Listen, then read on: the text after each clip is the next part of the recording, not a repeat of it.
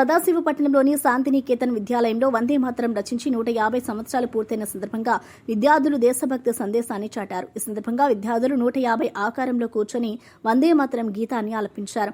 జాతీయ గీత రచయిత బంకిం చంద్ర చటర్జీని స్మరించుకుంటూ ఆయన స్వాతంత్ర ఉద్యమ స్ఫూర్తిని గౌరవించారు. పాఠశాల ప్రధాన ఉపాధ్యాయులు మాలి పటేల్ అరవిందశ్రీ మాట్లాడుతూ బ్రిటిష్ పాలనలో భారతీయులను ఏకతాటిపైకి తెచ్చిన గీతం వందే మాతరమని, ఆ గీతానికి నేటికి అప్రతిహత ప్రాధాన్యత ఉందని అన్నారు. దేశ స్వేచ్ఛ వెనుక అనేక మంది వీరుల త్యాగఫలం ఉందని గుర్తు చేశారు. ప్రతిరోజు వందే మాతరం గీతం ఆలపించడం భారతీయుల బాధ్యత అని, ప్రతి విద్యార్థి దేశభక్తిని హృదయంలో నిలుపుకోవాలని సూచించారు. కార్యక్రమంలో ఉపాధ్యాయులు, విద్యార్థులు ఉత్సాహంగా పాల్గొన్నారు.